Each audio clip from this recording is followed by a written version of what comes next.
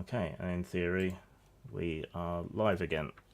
Let me Cool. just switch over to Grim Streams and check. Yep, we appear to be live. I don't see a way to share the stream from here. I'm going to get on YouTube and I'm going to try to find and share the link as well. Okay. I'm going to do the very best I can to not get you any strikes on YouTube. But that was one of the things that I wanted to talk about with the adults in the room and stuff. But I hope we get around to that. Okay, All so right. here's the live video. I'm just gonna take that, share it, and I gotta leave a like because that's the gentlemanly thing to do. I keep having this problem lately with live streams. Like, it shows the screen and it shows the chat on the right-hand side, but I can't see where to thumbs up or share or anything. Maybe it's one of my plugins interfering. Anyway, enough faffing about with audio and shit. Yeah, just pick up. Okay, so we were on. Yeah, just a quick recap for anyone that's going to be joining us. Maybe you're not going to see the original video. Grim and I are just going to have a quick little conversation, learning opportunity for me about making historical equivalencies and learning that history doesn't always rhyme, or no, that history doesn't repeat, but it rhymes, and sometimes out of key. And then just kind of like theorizing and having a discussion in terms of what is cancel culture today. I wonder if we're going to have time to get to everything that we want to, but we can try. Okay, cool. So we were talking a little bit about the shooter and how it's mired and how it doesn't necessarily matter whether or not he was a avowed Republican versus Democrat or if he was a conservative versus a liberal, because it's really hard to just draw that through line through some people these days, I think is kind of where we were getting to.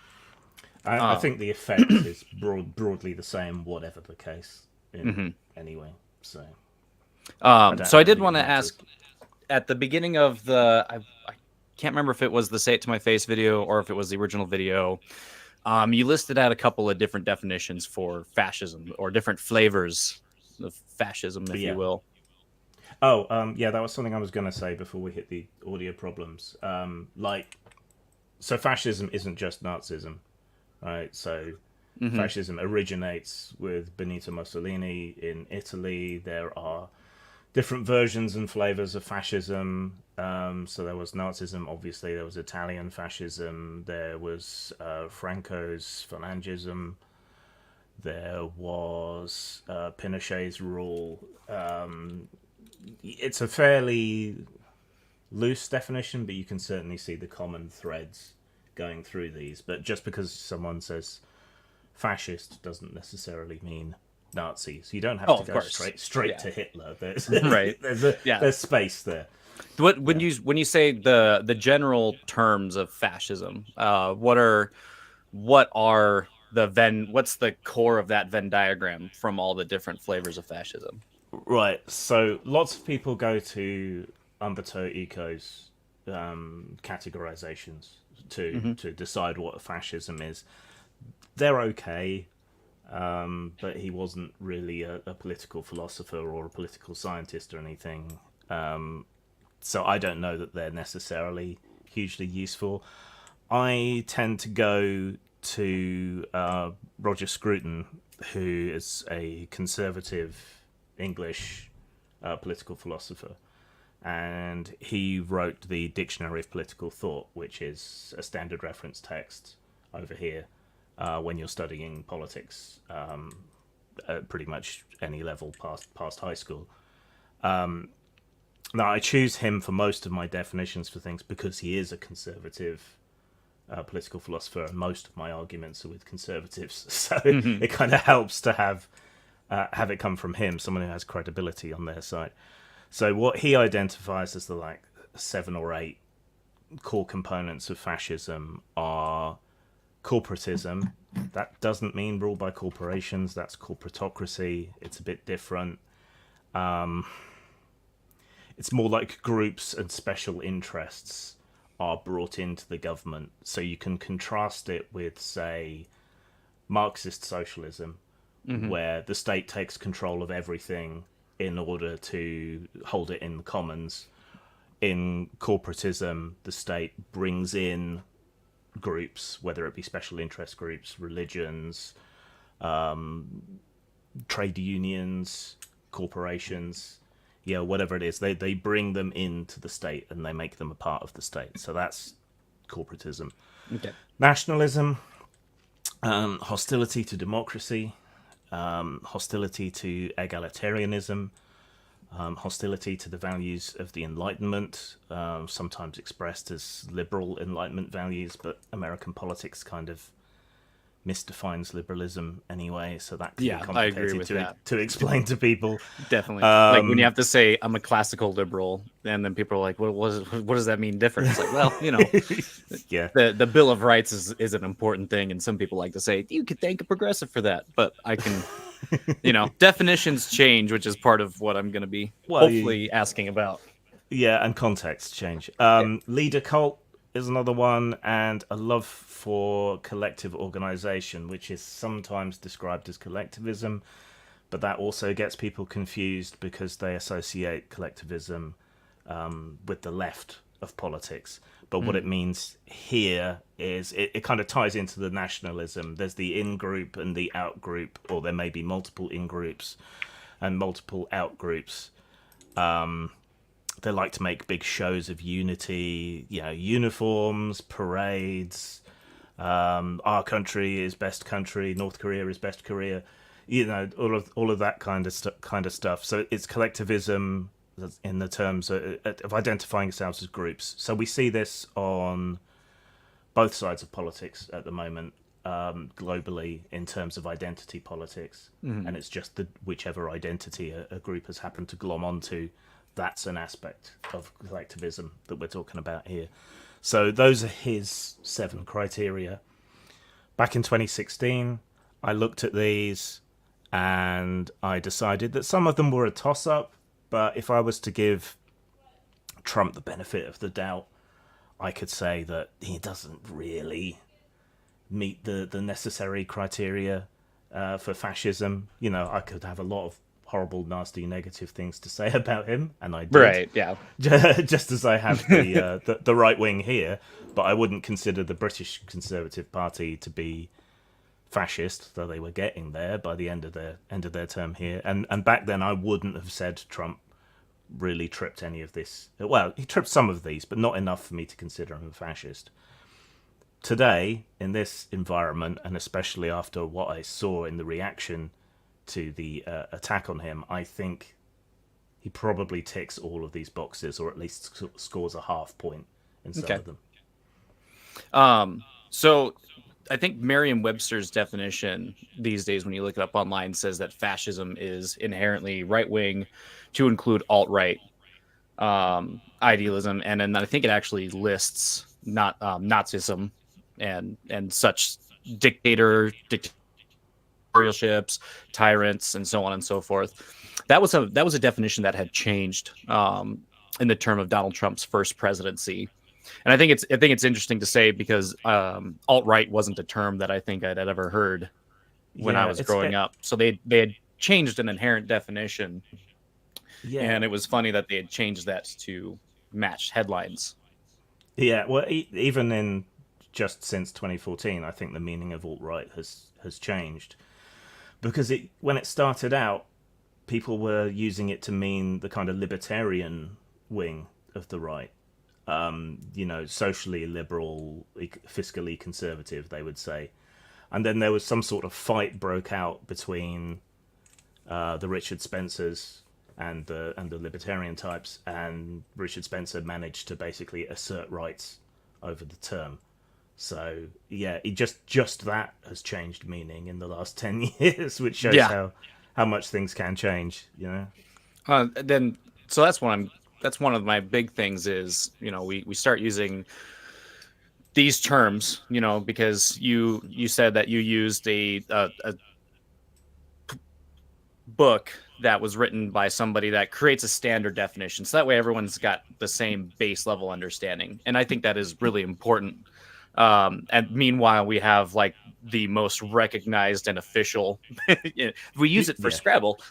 That dictionary is changing definitions, and Yeah. it's kind of confusing for the population, which I think is a big part of fascism. So I guess with that being said, you said that since the assassination attempt, that you think that you think that the fascism is going to be coming from the right leaning politicians and Yeah. conservatives, like the everyday conservative dude. Yeah. So I think it's important to draw a distinction between fascism and authoritarianism, right? Okay, fair enough. If fascism is a cake, authoritarianism is like flour in the cake. So Okay. authoritarianism is in fascism, but it's also in a lot of other ways and means of doing things, and there's also a gradation. I really do like cooking allegories, so identifying well with me. I do like that. Yeah. Okay. So like you can use the flour to make muffins or something instead. It doesn't always have to be cake. So for example, here in the UK, we don't have a president. We have a purely symbolic, largely meaningless head of state in the terms of the monarchy, right? Technically, they have very few powers on paper, but not really. And the prime minister was only ever really first among equals. Mm-hmm. But it's become more presidential over time. Margaret Thatcher centralised a lot of power around the prime minister and the prime minister's office. Tony Blair went further. Do you think that's to reflect how American politics were going, especially in the age of information media being so much more easily accessible by foreign countries and their basic populations, not just their government officials being able to disseminate that information, but as internet connectivity? Do you think that was? I think that's part of it, and I think this is going right back to 79 with Thatcher. Part of it was the tabloid press. A lot of the old standards in British media certainly kind of went away, and then building her up as this like heroic figure suited them. But my point here is that that we are in a democracy, but it has become more authoritarian, particularly around the cabinet and the office of the prime minister. So again, there's gradations here. So do you think that if early in our earlier video, I don't think it was said in this one, that you think that the Donald Trump win is most all but cinched and clinched at this point? You froze up there. Would you mind repeating? Oh yeah, I'm sorry. In the earlier video, we said that the attempted assassination pretty much guaranteed Trump's win at this point. Yeah. Do you think that's going to be more of an authoritarian shift or more actual fascism? Are we putting the flour, the eggs, and the milk and all that together to make this cake? Well, so I've actually changed my mind a bit on that. It's been very surprising. I wasn't alone in thinking, well, this is it in the bag for Trump. I think everyone thought that. Mm-hmm. But with Biden pulling out and Harris coming in, even though she's not the best possible candidate, things look a bit more even-handed. And what completely staggered me, every other amateur political analyst out there that I know of, and just about every sort of political news reporter over here, Trump didn't really get any sort of bounce from being nearly killed. It barely moved the needle. And everyone is absolutely floored by that, because that is not what you expect. It's not what's happened in previous examples. Yeah. So, I think with Ronald Reagan, we all but one state flipped. Could you imagine being that state? Right. Oops. We messed up. Yeah. That's blown a lot of people's minds. It's blown my mind, because especially with that photograph. Yeah, it sounds stupid to boil everything down to a single image. It is a historic image. It is a historic image. The interesting thing about that image is, that Time magazine changed the cover of their magazine because they came out and they said that particular image is a threat to the race. I mean, who wins the candidacy. That seems that definitely seems authoritarian, right? I mean, that's some hardcore propaganda. We're talking about taking an image, and there are people who are blatantly saying, yes, we were told not to share this image because it motivates people. Yeah. That seems that seems pretty bad, right?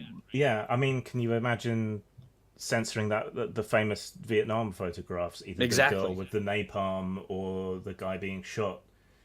If either of those images had been censored. But it's Um, okay for us to censor those if so long as they fit our ideological bent. And I think yeah, see, that's what I'm scared of. And I had mentioned earlier is like I think you're correct in that the authoritarianism and the fascism is going to be a problem moving forward in America from this. But yeah, I have some serious doubts with it coming from conservatives, especially the people who want people to be free. And then that'll lead me into a whole bunch of other questions here soon. yeah, yeah. Um, You're no, aware that oh, go ahead. I'm no, sorry. go on, go on, I was going go to say ahead, go on. because you're aware that the Democratic primaries, Joe Biden had won 3,800 out of the 3,900 possible delegates, Hmm.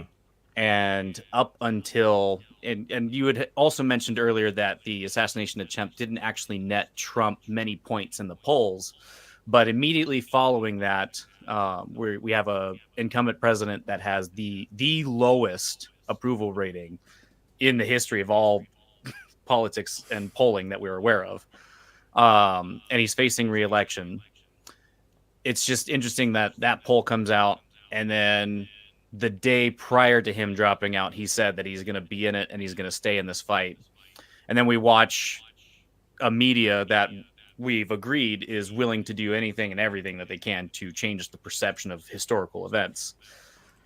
Running this kind of cover, it just seems like that, now we've got the merging of media and other internet information data centers, if you will, um, working in conjunction with an incumbent president and a specific political party, in order to change what the American Yeah, population's opinion is. I mean that's all shitty behavior, absolutely. But I don't think Mm-hmm. that excuses or eclipses how much of a threat I believe Trump and the hard right to be. I mean, Okay. don't get me wrong. I don't think either option in the states is good. It's just I think one is less bad than the other, Right. which is I often don't the know. case in our politics as well. I I mean, would think that that Trump is a net positive. One of the things that you had said that I totally agree with, and a lot of more people should come to realize is in your video you said that whether you like it or not, American politics the world over affects yeah, everybody, and it is pretty astute because for whoever was our president, let's face it, the American political regime really guides a lot of what the UN had done and what NATO is doing now. A lot of trade agreements, the ability to shut down gas and oil pipelines. I mean, we yeah, tried to become oil independent and we were, and gas prices were pretty low everywhere. And now we're going to places that we're supposed to have blacklisted to go get oil, and yeah, they're yeah. definitely swinging that power around. Again, don't take my fear and loathing of Trump to be any real sort of endorsement of the other side, save by default. I mean, Mm-hmm. it's a choice between being fucked in the ass and being fucked in the ass, and them having the common decency to give you a reach around. In that Ooh, circumstance, when you paid for only by the have people. those two options, yeah, I'll take the reach around. So Oh man, no! Just don't touch me. Just don't touch me. you don't That have would an be my... option. They're gonna, No. politics touches you regardless. So When I was in the army, we always called it the big green weenie. Oh, 10 years of my life. Anyway, um, so where was I going with this? Oh, yeah, I did have kind of a funny triplicate of questions. If I, okay, in the video, we kind of talked about the killing Hitler, um, what do yeah. you call that Yeah, problem? Yeah, the killing. most people would be fine with going back and killing Hitler, Right. So, even smothering him in the crib if yeah, if need be. would you kill baby Hitler? Would I kill baby Hitler? Yes. Yes. Oh, dang. So I was kind of hoping you would say no, because if you go back in time, you have the possibility to change somebody. You can't. it changes the equation. You have to understand that if you have the ability to go back in time, why not steal baby Hitler and turn him into a force of good? Well, could you do that? Go back and buy all his paintings? I mean, there are other Well, we're options, talking but baby Hitler, not failed art school Hitler. I mean, let's face it, it's probably the reason why he put on that brown shirt and shaved his mustache silly, and then had a well, really, really long slew of poor political decisions and ideas, and then talked about yeah. and I bad mean, things. Anyway, it's complex, and in his case, we're talking about with the benefit of 2020 hindsight and time travel. So perhaps the better question would be, would I have been part of Operation Valkyrie if I had been in the right time and place to try and kill Hitler see, I at think the that's an time? appropriate time. That if you were going to kill Hitler, that's a really good time to kill Hitler. At that point, I'm like, dude, you're totally justified. You please do as you will. Yeah. Because the follow up question was going to be, would you abort baby Hitler? And I think some people who get Yes. squeamish about killing baby Hitler would be like, well, shit. Now that you bring it like that. But my point by bringing up such an extreme example was that there is a point at which virtually everyone will agree that some amount of political violence becomes justified. Maybe we're talking about a genocidal dictator, or You're right. but everyone's level is different where they will consider political violence to be justified. I think one of the other examples I gave was the whole Pizzagate thing. Did you know that the reporter that came out and officially debunked and disproved the Pizzagate thing was found, charged, and arrested for child pornography and other such No, things? but that tracks.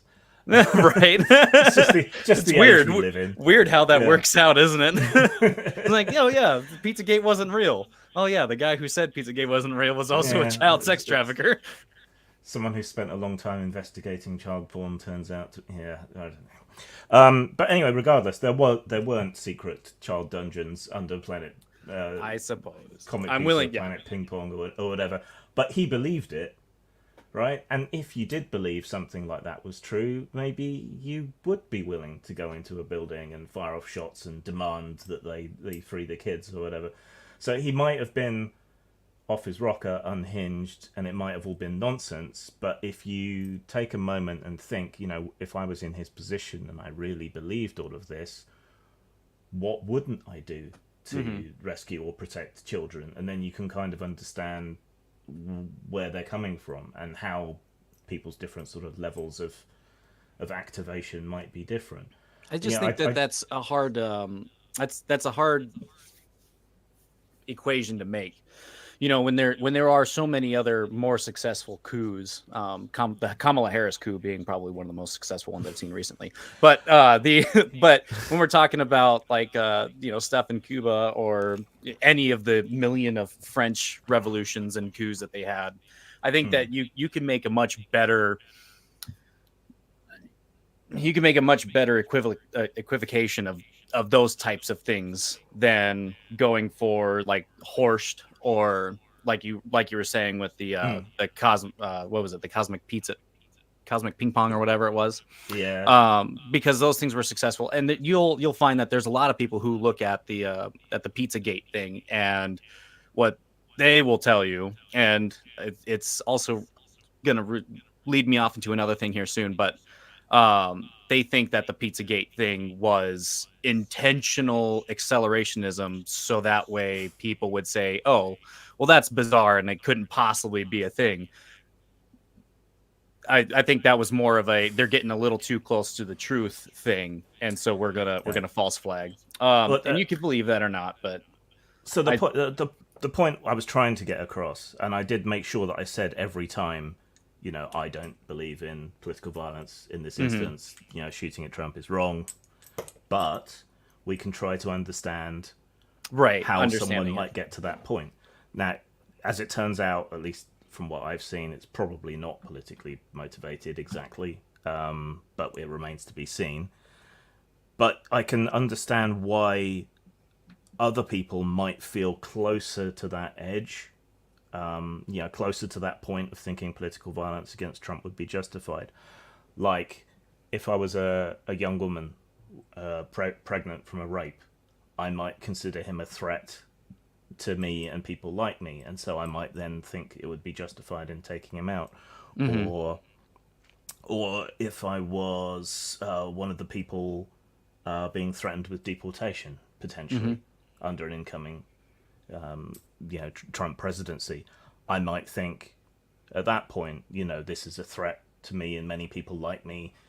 I came in with my parents. I was on their visa, but now I'm turning 21. I'm about to be deported. That's not fair. There's thousands of people like me. Something's got to be done. Maybe they snap. Okay. LGBT kids who feel picked on or whatever. There are lots of people who are being threatened to one degree or another. Okay. That's not enough for me to think that it's worth shooting him because it's bound to be But for some other counterproductive. people, and But for that's some other people, you can see why. Just like there's some people who, might feel threatened by Obama or whoever in the past. Thinking hmm they're going to be put in FEMA camps or whatever. It might be silly. Nothing might ever come of it, but you can at least try to understand their motivations. hmm So I did want to kind of go back to that. You said that the abortion thing. So you're aware that he had said that he gave it back to the states, right? He's not going to revisit that and try to make abortion federally illegal. That was the See, whole point of giving it back to the yeah, states. So at that Trump's an point, the ire, or who you should feel more threatened by would be your own like local state reps, not even like your federal state reps, but your local state yeah. reps, your governor, your AG. Those are the types of people that you would draw your ire to. He So just happens to catch a lot of that. yeah, see, Trump's an interesting figure in all of this because I don't think Trump really has an ideology. Hmm. I think he just likes being in power. He likes being the center of attention. I don't agree. I definitely agree with the being a center of attention. The guy wants to be loved.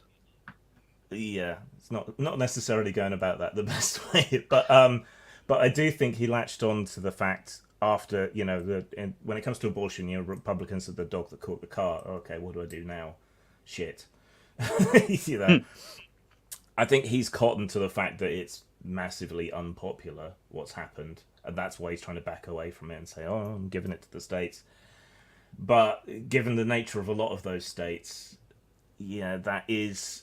I mean, he is still responsible for loading the Supreme Court and allowing the law to be changed and allowing all of these, sub areas, these states to decide that they're going to have these enormously draconian and inhuman laws around abortion.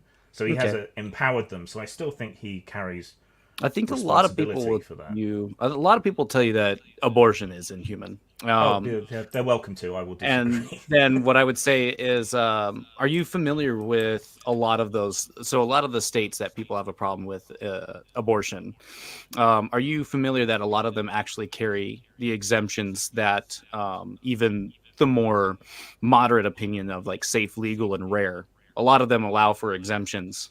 As a matter of fact, I think most of them are a little bit more liberal, if you will, than the United Kingdom's abortion laws. I think ours is no questions asked up to 13 weeks, which is when something like 80, somewhere in the 80% of non-medical abortions take place prior to 13 weeks. Anyway, in the UK. I'd have to look that up. I wanted to say that I had seen something where it was 6 or 12 weeks, but the number of weeks does seem arbitrary. I mean, coming from me, and to be fair to everyone here, I'm not a Christian. So there's that. I do believe that life does begin at conception. However, I have a hard time. I have a hard time understanding why anyone would believe anything otherwise. Well, I don't want to get too sidetracked into Oh abortion, yeah, for sure. other than as it reflects here, but a lot of it does seem to be caught up in people's religious beliefs, which Hmm. in your country you shouldn't be allowed to enforce onto other people. Well, I think there is hard science involved here that we can appeal to help us with these decisions. I would subscribe to Sam Harris's moral landscape on these things. But yeah, you can't allow one religion to impose itself on others, even if they pretend it's not a religion. Because it strikes me as being very similar to all the arguments about teaching evolution. They just changed from saying creationism to intelligent design, and they literally did a find and replace in their old creationist material. Yeah. But insofar as where this would lead somebody to the idea that the only answer at that point, right? One of the arguments that was made a lot recently was that if it saves one life, how do you prescribe to that notion? What do you think of that?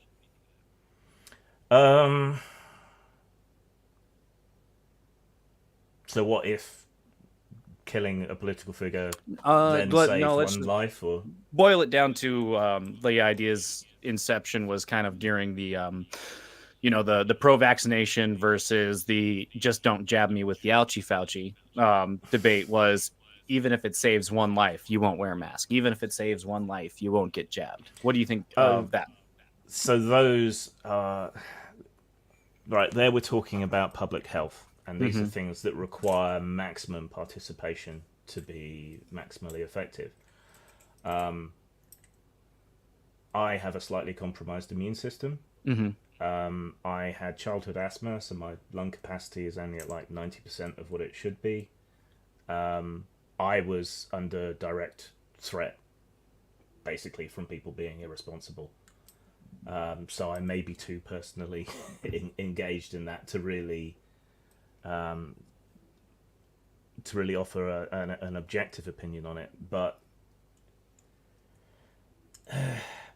how do you calculate it, right? Because the infection factor was 1.6 for each person you infected. They infected another 1.5 people, and then it builds exponentially off that. And then how many of those people die? And then you have to consider it wasn't always deadly, but many people are living with long-term consequences, chronic fatigue syndrome, ongoing nervous problems, heart problems caused by COVID. There's all this stuff. It's a very difficult calculus, I think. But if you move away from that and just put it in like cruder terms, if I could rescue 2 kids from a sinking car and not the other kid, I'd rescue the 2 kids over the one. If that was a choice, I think it's a rational transaction at that point. Okay. I think it was Zarkov. It's better than doing nothing at all. Yeah. Way better than doing nothing at all. One life for millions. So then, where I guess I'm going with this is, the car is starting to sink, right? Let's look at it as terms of the Trump presidency, because I do agree with you that there are going to be people who get radicalized to do inordinate things to solve things that probably aren't as much of a problem. I mean, even you said yourself that there was a lot of the zeal from people who said, "Oh, Obama's going to put us in camps." Meanwhile, we've got people like Hillary Clinton talking about re-educating us. So there is that. But we talked about Project Valkyrie. I mean, what if one day, 40 years from now, we're watching a movie called Project Eagle, and it's in the Oval Office, and people have the opportunity to take Trump out right at the beginning of his second presidential term? Do you think that would be the moral thing to do? I mean, it depends how bad I think it's going to get. And while I think it will be fascistic in character, and while I think it will be nasty for a lot of people, I think after his term he will leave this time. Well, we do have historical precedents for him leaving peacefully. I mean, not that peacefully. Well, that's one thing that tipped me over towards, okay, he's anti-democratic. Are you sure about that? This is a problem. Yes. The presidential office is in charge of executing the law. Um, so we have this thing where even in Pennsylvania, where they went out of their way to disregard a law that the people agreed to in terms of voting. So he as a person who's sitting in his office with the responsibility to execute law and to make sure that especially the government are playing by the rules that they prescribed, is it not his purview to be able to question their methods of getting votes, especially if they're breaking their own laws to get them? It's not his purview to incite a. I wouldn't call it a coup or an insurrection, but yeah, it's something bad. I don't know. What We'll was use it new that he did terminology. to incite? Because I believe you're trying to get to January 6th. So what was it Yeah, exactly that he did to incite January 6th? speeches beforehand. He did a lot of build up Mm-hmm. in the run up to that. Mm-hmm. That somehow the elections had been undermined or something. Okay. He tried to undermine postal voting. He tried to say that there was fraud. Okay. Just like us, the US has never really had a reasonable sized problem with voter fraud. Ironically, most of the people caught You for it were realize that back Trump in supporters. the Bush versus Gore, when it came to the terms of mail-in voting, that the Democrats raised a huge amount of questions in regards to mail-in balloting. And as a matter of fact, Yeah, Al Gore called specifically on Florida for a vote recount, and I think it was like 8 specific counties and not just the entire state. I don't think whataboutism. I don't think this is a whataboutism so much as you said that in the leading up to January 6th, he had a bunch of speeches. I don't think you mentioned anything specifically that he had said that would lead to January 6th. But if we're talking about historical precedents, right? And then even the context of the current information that he had at the time, especially when you look at the state of Georgia, one of the states that effectively decides who is the president and who is not the president. That's the Um, one where he was calling and basically begging and threatening for votes, wasn't it? That was Georgia. begging and threatening for votes is a much different thing than saying, "Well, hold up." So you're telling me that there's 20,000 votes that are unaccounted for, and we can't seem to find any of those 20,000 votes that are for me versus my opponent. And mind It you, there's current lawsuits in Georgia right now that are finally looking at the evidence of voter fraud, and they're finding that there are to the to the tens of thousands of votes that should have been called into question at the time that the it's an election happened. implicit threat, right? So Mm-hmm. you can certainly be wobbly about it, but for me, I think that phone call is utterly damning. Okay, fair enough.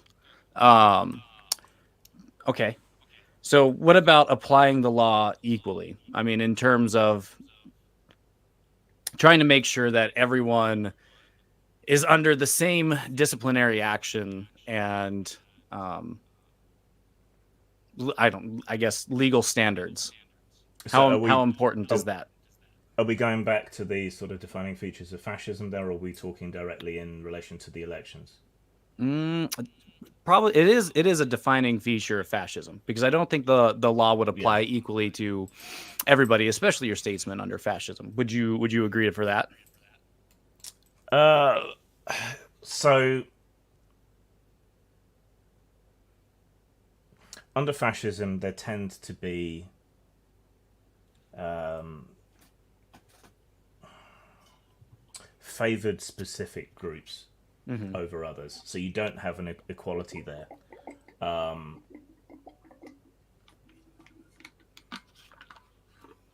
so, how to phrase this? Um, for instance, in Nazi Germany, which, drink, I guess. Woo! I'm Um, staying hydrated. Thank you. uh, yeah, Jews were very much singled out as an enemy, and the more sort of Aryan Germanic that you were, the more favoured you were, both officially and unofficially. Um, but that's an extreme version, an extreme example of I that. I can give you some examples right now if you'd like. Well, I was going to say, so Trump's involvement in anti-egalitarianism, um, he has had favoured groups. He has not promoted equal rights. for minorities. Okay. See, I'm partially on the other side of this as well because I regard things like DEI and so on as also being Oh yeah, inequalities, very bad. right? But I don't think the solution to one set of inequalities is another set of inequalities. So the problem we've got here is that, okay, there used to be absolutely endemic, venomous racism everywhere. That's gone away. But then you have these policies that have been brought in that treat all these identity groups in a special, elevated fashion, and then that just creates more problem. And now we're having a reaction to that that further creates more problems, and you just end up in this kind of arms race of identity politics that I don't think is useful for anyone. It's certainly not healthy. In terms of these special groups, I wanted to bring up, the use of ham-fisted force, whether or not you agreed to it, because if I think it's a fair assumption, and again, please don't confuse whataboutism. I think there is a comment in here that is pretty astute where it says some have collectively decided to rename rooting out hypocrisy and naked partisanship as whataboutism. I do, and I think that is important because when we're in an age where changing definitions of words or coming up with new words like cheap fakes, whataboutism seems to be this it's like when you're playing Yu-Gi-Oh and it's like, ha, you activated my trap card. Your whole argument is invalid. And I'm just like, oh, come on now. But I think it's fair to say that if you are going to levy the January 6th insurrection or protest on Trump for his rhetoric, Riot. I said insurrection. I feel like that's fair enough, right? That's what colloquially people use. I guess that was the aim. It's so Right. incompetent that it's tantrum. The January 6th tantrum. Yeah, Right. let's go with that. So I think it would be, I think if you could blame Trump for that, I think it's totally fair and impartial, mind you, to blame the Summer of Love and Black Lives Matter protests on people like Kamala Harris. I'm old. You don't mean the original Summer of Love? No, I'm talking about the Summer of Love that was during COVID and during lockdowns. Those Okay. protests that were totally okay because they were in the name of racial justice, even though we were suffering the biggest Yeah. and most lethal pandemic of our time. I had this horrible moment where I thought you were going to go and start blaming hippies and weed and free love or something. I do have a problem with that. I think you might have seen me say that the sexual revolution was a scam, but that's a different conversation. I would love to do this again. I'm really enjoying this. So yeah, blaming Kamala Harris for the Black Lives Matter protests. Is there a direct link between her and that? I can't. As a matter of fact, yes. She went on to Stephen Colbert, who is a pretty popular pundit with a higher viewership, much less now than. Yeah. But yeah, she is noted as having saying that no, this is great. They shouldn't stop. They won't stop even after the election. They shouldn't stop.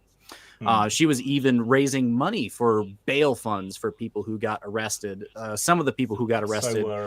So were pop stars and film stars as well. And they used the some of the people that were able to use that bail form went out and consequentially committed murder. So when we talk about Ashley Babbitt, I think who was the only person that actually died as the result of January 6th. There's some another. No, there was a law enforcement officer, but he died several days later, unrelated to the events of January 6th. Ashley Babbitt was actually shot by a cop. And not to mention the amount of people who have committed suicide while awaiting for their day in court, and also being goaded into by state attorneys to plead guilty when they probably shouldn't have. Okay. But before you go too far off down this path, right? The reason I'm rejecting whataboutism is purely so that we can focus. I would agree with you probably on the majority of this. I think the BLM riots were not useful. I think bailing people out and so on is not a good look. None of these things are particularly good. but I would put that in the same frame that I was considering the attempt on Trump's life, in Mm-hmm. that this is bad, I condemn it, but I want to understand why and how this happened Right, and it so is that it we is can. all leading into it. So what I'm Yeah. trying to do is I'm trying to build a case here in Okay. terms of if it's okay to say that, well, he's threatening mass deportation of criminal aliens, not legal aliens, mind you. And the reason why I have to be very specific with my language is because, as we discussed earlier, was that the media will turn certain events, turns of phrases, and out of context quotes to make it Mm. seem like Trump is way worse than he really is. That's why I'm going about this the way that I am. Okay. But if it's all right to say that, Trump is responsible for J6 for his rhetoric, then it is okay to say that Kamala Harris and all these other media celebrities are complicit in the BLM riots, and people like David Dorn and Danielson dying, or Aaron Danielson dying. And then when we get to the earlier, when I said the media changing the framing, not using a photo that is quite Mm. historic, um, or taking videos out of clipping these videos. Meanwhile, also just straight up lying to our face. What I am saying is, if you think it's possible for somebody to use uh, the actual lies in order to justify getting on a sloped rooftop with an AR-15 and a red dot sight, um, you'd think that more people, especially the armed, dangerous rednecks in the Mm. hills and mountains of Montana, who are probably far more dangerous than. I think I saw somebody called that Thomas Crook's kid like Harry Potter looking ass. But what I am saying is, Trump. There was a failed assassination on Trump, and you didn't see conservatives going out into the street and setting fire to state buildings. If it had succeeded, do you think there would have been? What would your historic precedents for that be? It's hard to tell because we need a Because modern one. they turned Um, George Floyd into a martyr, and then black people went out and protested and burned stuff. um, Breonna Taylor died, and they went out and protested. Um, no, I'm thinking that one of the leaders of Pakistan, the woman, got blown up, and that led to like weeks and weeks of rioting and murders. from conservatives. Well, that was both sides going at each other. See, that's what I would think. It would be a spark event that would lead to more. I Um, that's just that's one of the things that I had the problem with. Was you had said that the rise of authoritarianism and possibly fascism was going to rise, and possibly from the right. And I agree with most half of that statement. But I think that the authoritarianism, especially the fascism, is going to rise from the left side of the politics. well, We've already, yeah, that's oxymoronic because fascism is a right wing ideology, so you can't have left wing fascism by all right. definition. You can Well, then have I'm left wing authoritarianism of various kinds, certainly. well then I'm willing to argue that that the Democrats are far right extremists. Then Well, the party is the the party. party is centre right from an international perspective, while your Republicans are at the extreme right of the Overton window. I just As far want to as the say, rest I of the just world wanted is to point concerned. out we have a Democratic Party that is going out, and a week before the presidential debate, um, we were using actual footage of Joe Biden suffering from his age and possibly dementia, and then we were told that we were using cheap fakes. And then Yeah. everyone saw the debate performance live, and that wasn't the case. And then after the debate, it was a highly accelerated movement to oust Joe Biden. And this was something that a lot of Republicans and conservatives had been saying for the past two, sometimes, or some as much as 3 years, that Joe Biden would not be the candidate for 2024, that they would replace him. This is something that we had seen from a long time ago. Yeah. And we want to talk about Well, authoritarianism and fascism. Meanwhile, and I hope that we get to the conversation about cancel culture too, because yeah. earlier we said that corporatism is a big part of fascism. We Mm. have companies like Lockheed Martin and Raytheon sponsoring pride parades while also That always committing gets to. me. Yeah, yeah, right. It's like gays for bombing the Middle East. So Yeah. I mean, that actually kind of tracks because most people in the Middle East don't accept gays. But uh, I just had an epiphany all of a sudden. Um, but we see corporate initiatives going out of their way to do everything they can to ensure that Trump doesn't get the presidency. We've seen CEOs say that he's a threat to democracy, and a lot of them are um, dittoing, repeating a lot of what Biden's administration has said. Mm. And I think you But get a then lot of you, the marrying of corporations and government at that point. So we've already ticked off the one part of corporatism. yeah, but you do also have the likes of Peter Thiel, Elon Musk, and others coming out in support for Trump. I think the problem, this isn't corporatism, but I think that the problem with plutocracy is over the entire American political system. Mm-hmm. I think that's an issue everywhere all at once for the American political system, and over here to a slightly lesser degree. But money in politics is a huge problem. And it was interesting to see, back in the early days of Occupy, everyone was united on Yeah, problem. Everybody. we were so close. We were this Yeah. close to having to really getting it. Until ketchup. Ketchup. Yeah, and then fat cop. What was the fat cop? Do you remember that was like one of the first like super hit memes? The fat cop walking down, and he's like pepper spraying the protesters. That one. Oh, Yeah. that belongs in a museum. I mean, again, I'm not American. I am not invested in your blue versus red. I'm invested in my blue versus red, which is the other way around. And I will happily agree with you in lots of ways that the Democrats, particularly the corporate wing of the Democrats, are also a problem. I think they're much less of a problem. I think, in the days of 9/11, leading up to that, I was never a Bush enjoyer. Not President Bush enjoyer, anyway. And I think that when earlier in the early days of Trump, when we saw all of the media coming out to hate on him, it's really weird. So we have a guy who is widely loved and adored. People want to get pictures with him. They want to hang out with him. And then all of a sudden he runs for president. And I think a lot of people treated it as a joke. And my only actual basis of evidence for that was when Stephen Colbert had him on for an interview. And a lot of, yeah, T-shirt caught that joke. That's good. But I don't think a lot of people took him seriously until he really started to rise in the polls and that people started to really identify with Trump.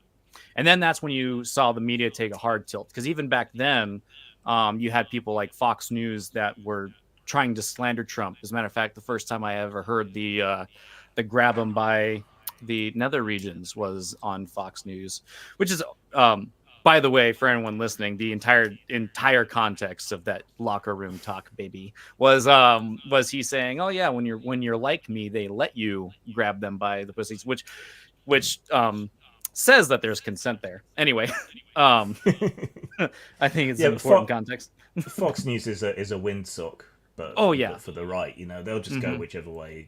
Yeah, and it wasn't until he became the party nominee did you really start them seeing to be in support of Trump. And then they've been writing that for a long time, but I've seen them waver. There was a point where in just this last election cycle, when they thought that Ron DeSantis might have been the nominee, that they started moving towards DeSantis and started hating on Trump. But you're absolutely right. Fox is a windsock. They shouldn't be trusted. We should probably move on to the next bit, but I think part of the reason Fox is back and forth on Trump is because they're owned by the Murdochs.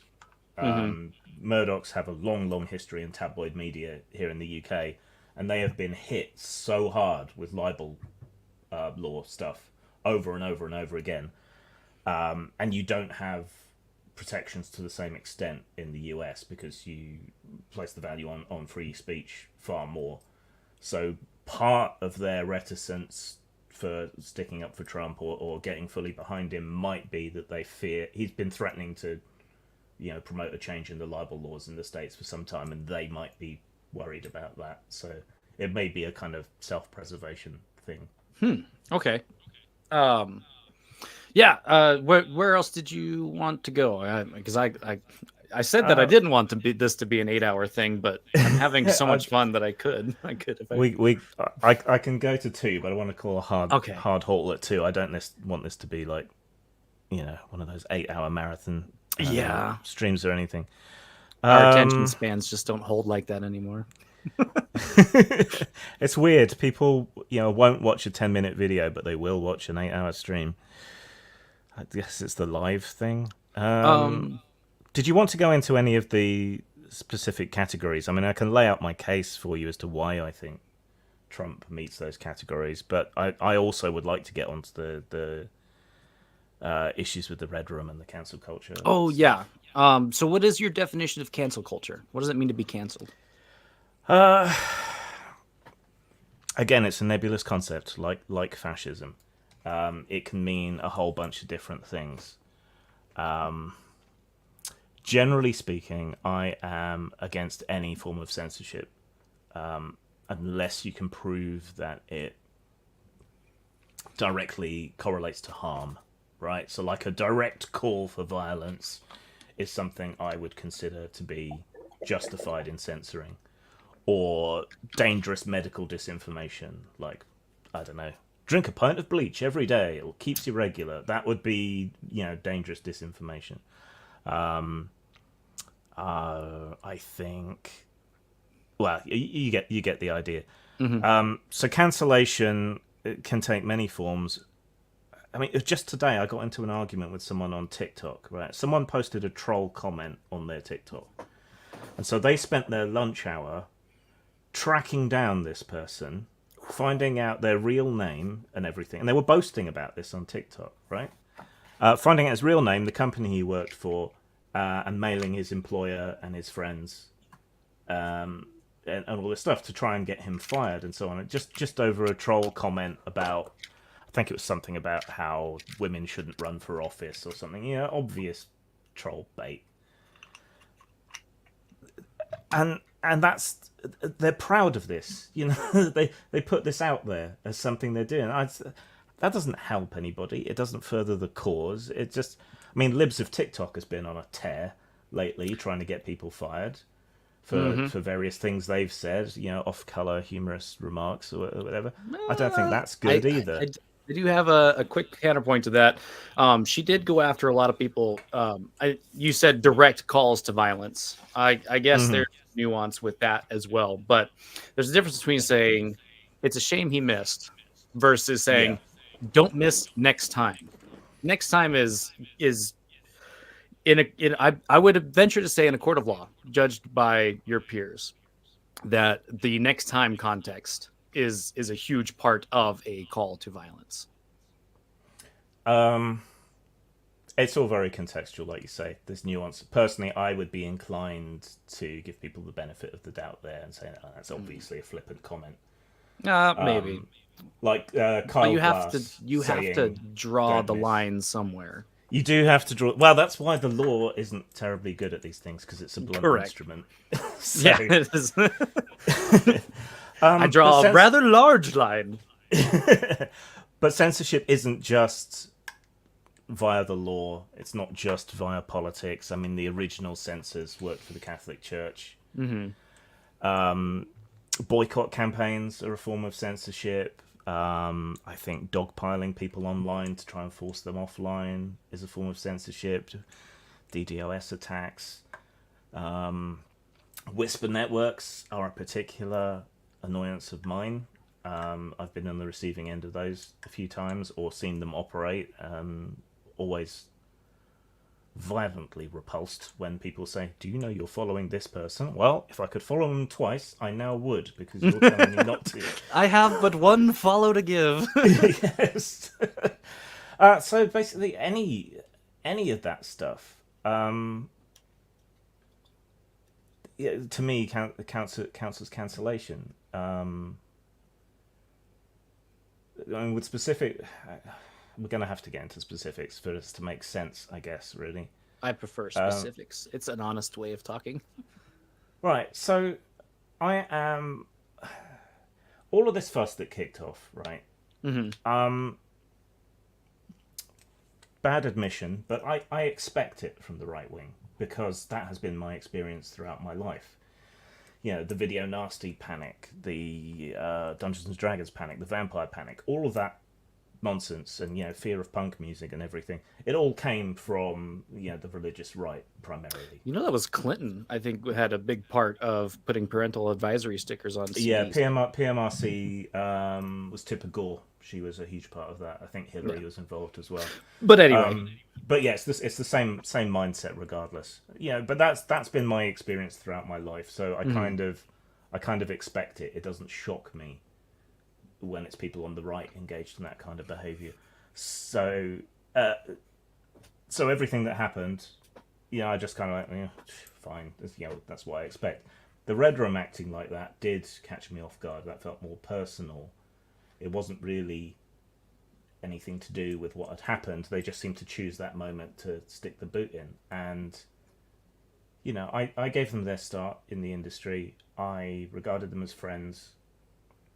I put my own career at risk by intervening with Drive-Thru RPG for them. I've shared and reviewed their stuff. And so for them to turn on me out of the blue like that upset me far more than anything else that went on, especially since it seemed to spread to a few other people. Yeah, I think I was one of those guys. And their complaint seemed to go around my reviews of their product because I gave a disclaimer. Now, part of that was just kind of normal disclaimer stuff. I have financial ties to these people. I consider them friends. That's fair. I got this book for free. All of that stuff. I think that's important. I was in Gamergate. It was about ethics, so I take that pretty seriously when I do reviews. The aspect of it that they didn't seem cool with was the fact that I didn't want to be associated with their transphobia, which has been getting more and more strident and visible over time. So I just said, I don't agree with them on this. I don't want to be tarred with that brush. I get enough trouble over things that I do believe and express. I don't need to be in it for things that I don't believe and don't express. I didn't tell people not to buy their product. I did mention that they used AI, but that's something people want to know. Yeah. I think I've even put that in their reviews. Yeah. Sorry. Yeah, and I work with trans people. I have employed trans people. I have helped raise money for my trans friends. One of them was disabled, so I helped raise money for their wheelchair. I've helped raise money for people's transitions. And I have to be able to look those friends in the eye and say, I'm not betraying your trust. I'm not siding with people who are against you. But I did also go out of my way to explain why I thought the Red Room had started acting like this and that there were reasons behind it and, give them a bit of slack. But none of that seems to have been enough.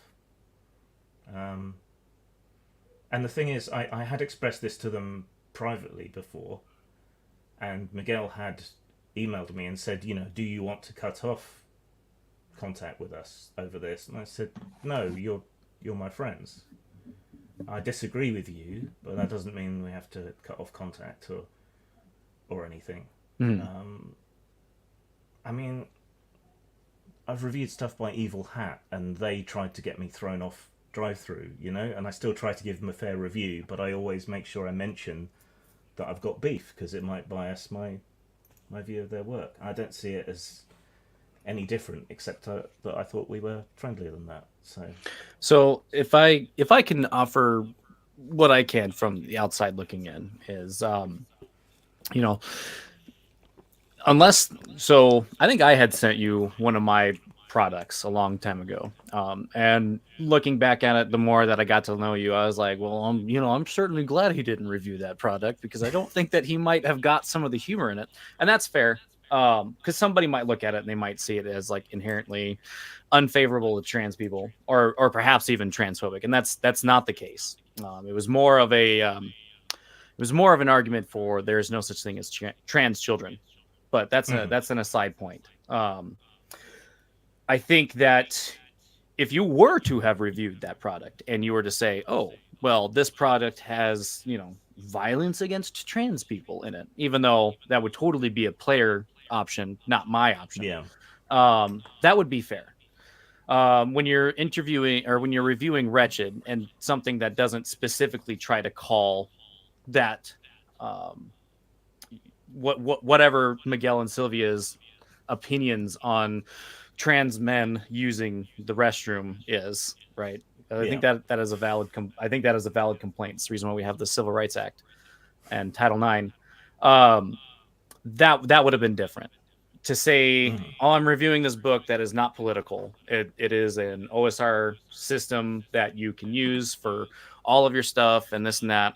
By the way, I also helped them get their start. I got this book for free. That's highly ethical.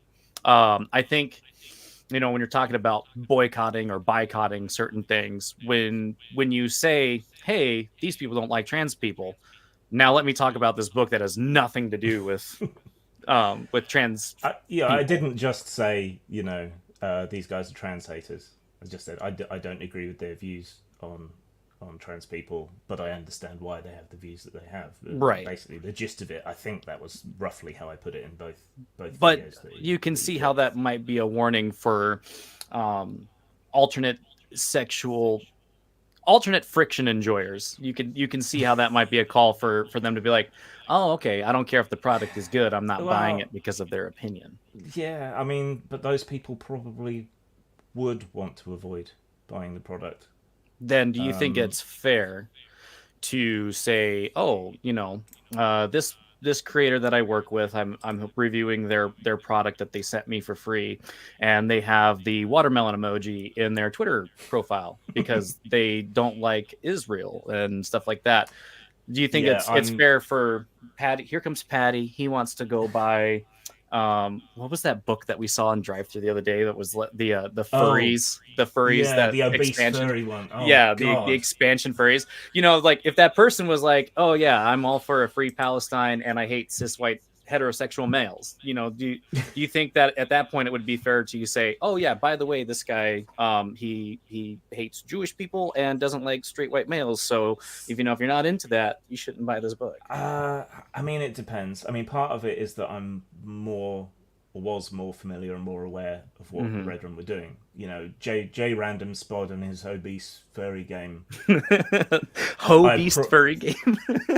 I probably don't know who they are and don't follow their social media, so I don't know what they believe. I am not touching the Israel Gaza thing with the barge pole, even I'm not that stupid, okay? Fair enough. Because I have friends on both sides. Let's put it that way. And I was just using it as an example. I'm not trying to probe, because that might be a discussion for another time. But what if it was one of your employees? Because you had said that you have employed transsexual people. And you've helped them write their books. Would you feel comfortable with publicly displaying their opinions on the matter before you doing their review? So one of them I stopped working with because they went to the crazy end of trans activism, like denying biological sex was even a thing, and going on and on and on about the cotton ceiling, and I was just like, this ain't it. And actually, they stopped working with me before I could tell them to fuck off, so it saved me a bit of time. But if I had to review something of theirs, I think I would probably say, this person has some difficult views that I do not agree with. I hate censorship, and I hate both boycotts and boycotts. You should buy something because it's good. Yeah. But then as a reviewer, you also have to try and make people aware of this.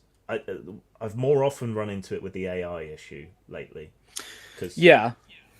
I like to support human artists, but like right now I am having to use some AI art on my projects because I've got house repairs going on and I just can't afford to pay for that many artists at the moment.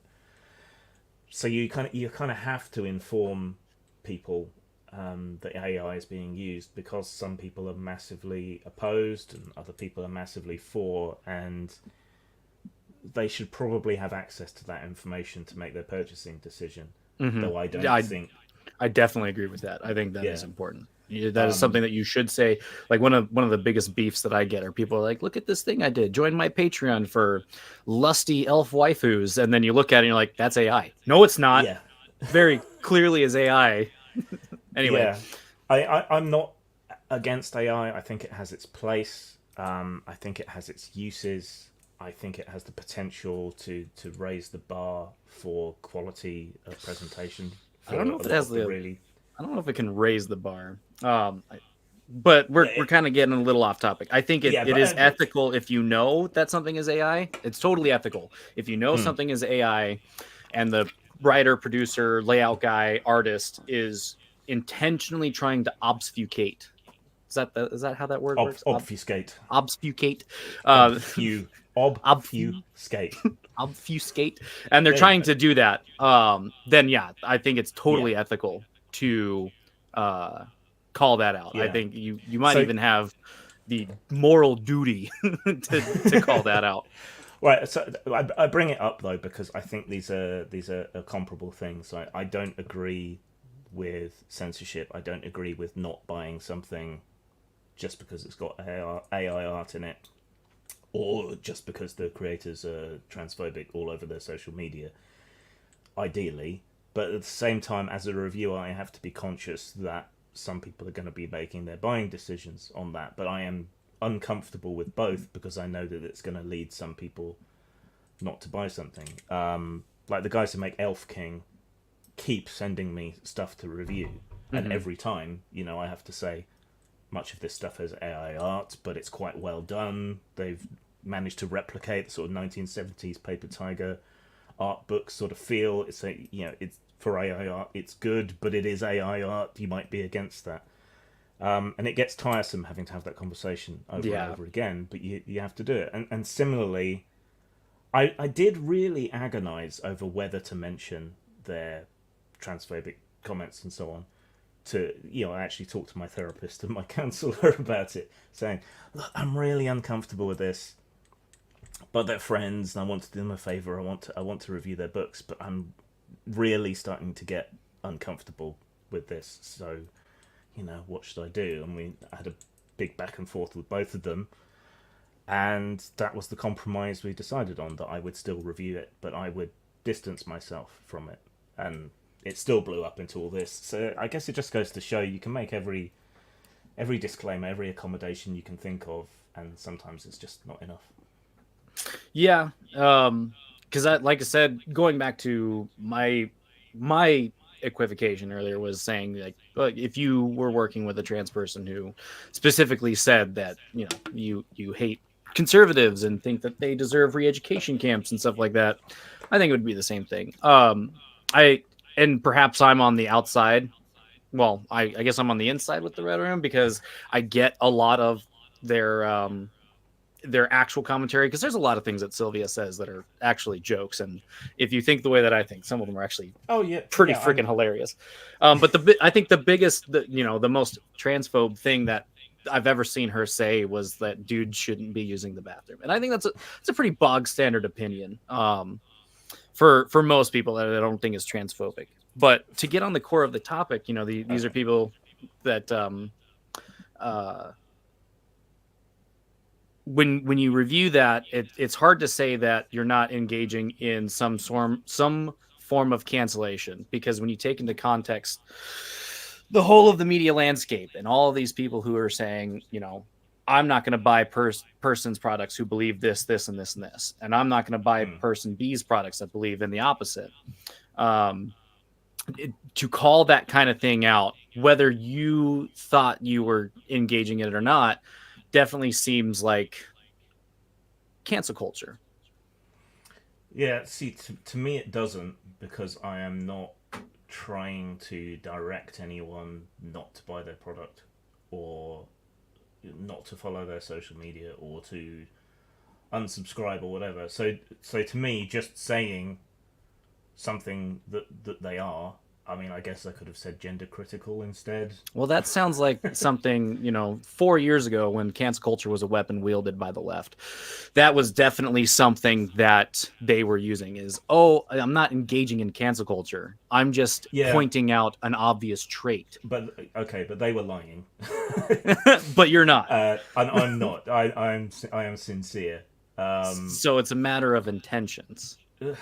I mean, so law is part intention and part result, isn't it? Mens rea. Well, it's always really hard to tell intention. That's the reason why there's a difference between murder and manslaughter. Yeah. Speak up, me or him? Oh yeah, is it me? Because my mic gain is really low, and if I'm like this far away, you probably can't hear me. I gotta be closer. I don't know how far lagged we are. So It's definitely me. I'm sure because I can hear you fine. okay. Well, I will up my gain a bit, and hopefully it won't go all crackly. What was I saying? Oh, that you were being sincere and that. Oh yeah, and I'm not. Don't think I was implicitly or explicitly saying, don't buy their stuff. And clearly a segment of my audience, the ones who left, were on their side anyway. Even though people leaving was more about the Trump thing. Do I still sound like I'm in a? No, I would just leave it alone because it's probably the delay. Okay. Well, I don't know. I will just quickly check the settings just to be sure. Okay. Everything's fine.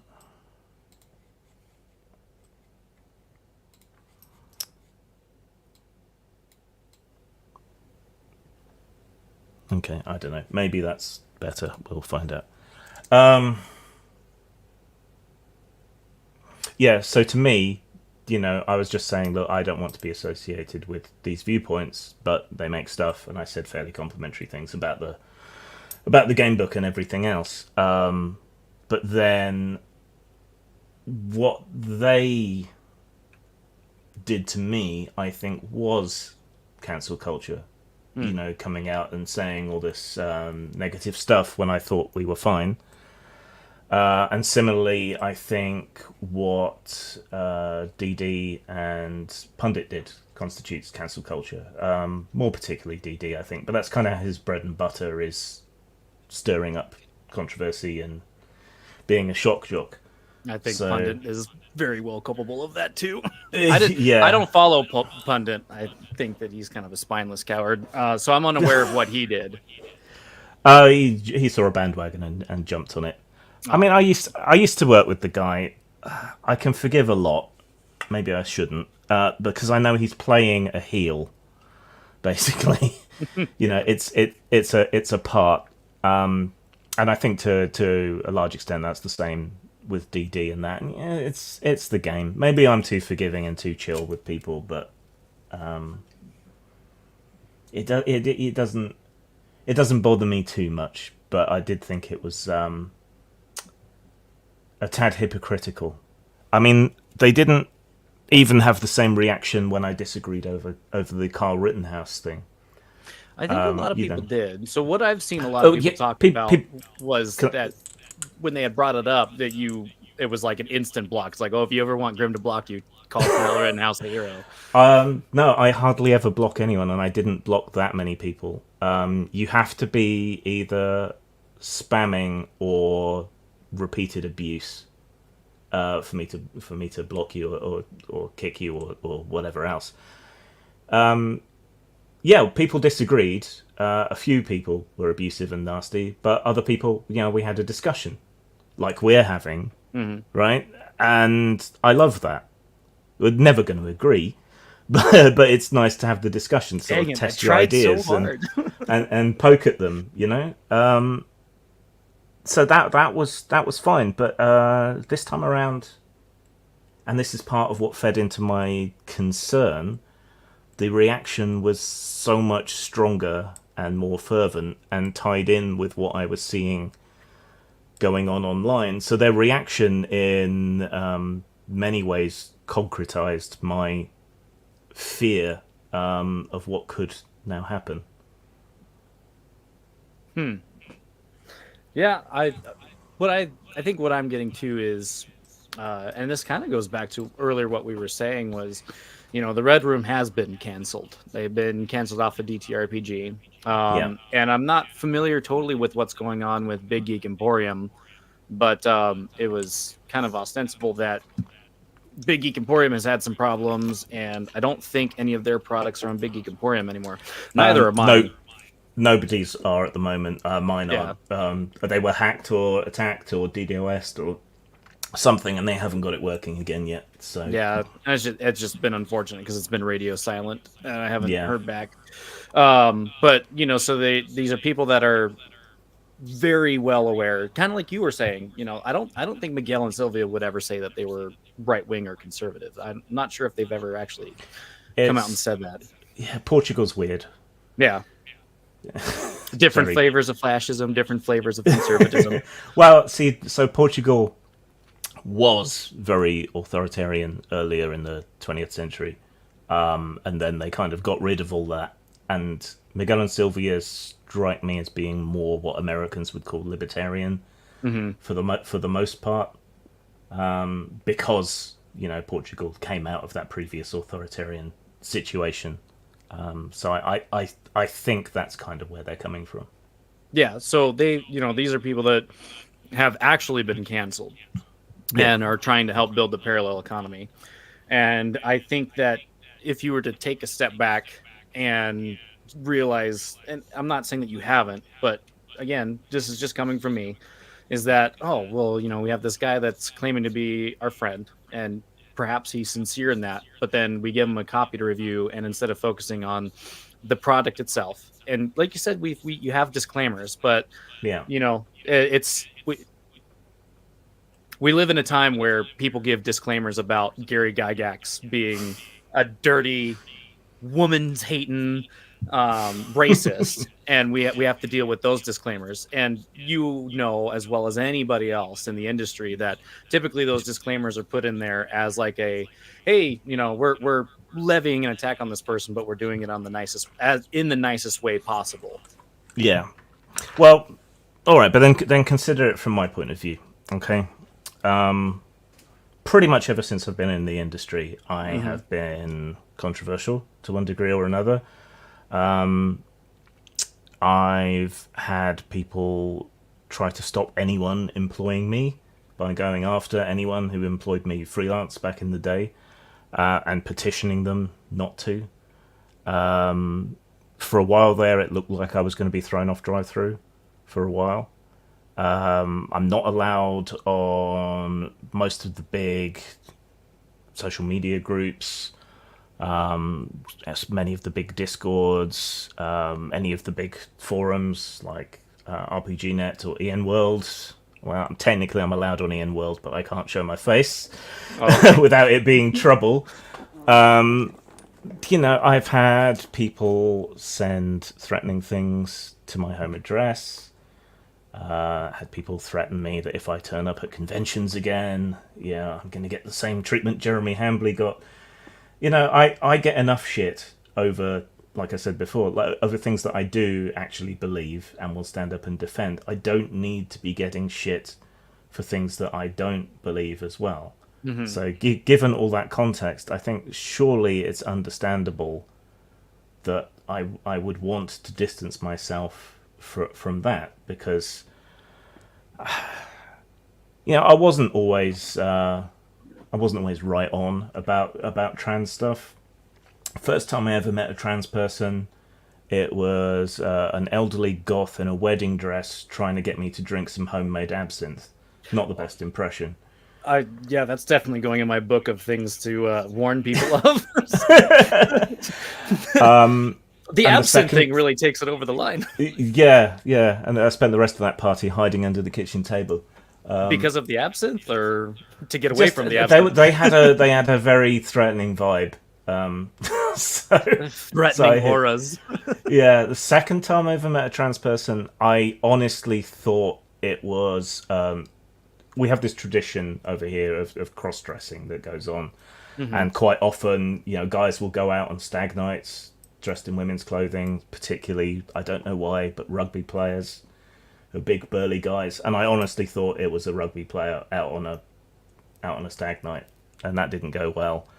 And then online, one of my first experiences with a trans person was them being part of a council mob trying to attack me. And I didn't know anything about trans people at the time, really. And I called them it because some of their material online had them as a man, some of their material online had them as a woman. I didn't know which to go with. We haven't gender neutral. hadn't invented Zer yet by then. No, well, it was still confined to Tumblr at the time. I think. Yeah, damn it. The Tumblr. Yeah, right. so I said the wrong thing, and it immediately completely overshadowed what we were actually disagreeing about, and I was now, a transphobic bigot. I don't want to be attacked and held up for things that I'm not. I'm perfectly happy for people to attack me over. Well, not perfectly happy. Somewhat happy for people to attack me over things that I actually believe and positions I actually hold. That's legit. I don't. I've had enough bullshit over the years. I just don't need to add to it anymore. And the Red Room knows how the game is played. I think they're aware of what goes on, and they must know that if I didn't say something, I would be assumed to be completely in line with everything they say. It's not fair, just as it's not fair that DD or Pundit or whoever did their little attack videos on me. But it's how the game is played, so I kind of understand, Yeah, no, I get it, because I was told and clued in that somebody within our corner of the hobby was going around telling people not to work with me. So, and I'm relatively new to this scene. Most of the time, I've only been really in the public eye since January of last year, is when I picked up my old Twitter account, which I originally only never used to get Borderlands. I think Borderlands used to give you the keys for the golden keys. Yeah, that's all I had Twitter for, so I can get those. And then here I am, coming up on like 8 years later or so. I was just like, damn it, I want to do something with these books and these drawings I've been doing, and I got to get out there and talk about it. And then made a lot of friends really fast. And yeah, it's increasing. It's interesting because there's a lot of people who can't separate what's personal and what's not. And that's fair. I've had conversations with other personalities where it's like that's the price of loyalty to some people, though, is that you can't be loyal to everyone as much as you'd like to, and a lot of people don't like it when you want to be upfront and honest, and you pay the price for that. And those are two values I hold really highly: loyalty and honesty. And I make friends quickly, and I really like helping people in this industry. I really, really enjoy it. So, same. If someone asks something of me, I will usually try and do it. It's not necessarily the healthiest way to go about things, but I like it. And then when people turn on me for whatever reason, it does hit me hard. I know you're not meant to admit to weaknesses online because people then go after them. But, it is interesting because when you try to be the neutral arbiter, people don't like you for that, and sometimes the people that don't like you for that will use their cultural leverage, like you were saying in whisper networks or in behind the scenes. Even when you give them the opportunity to say it to your face or fess up to some of the things that you've heard.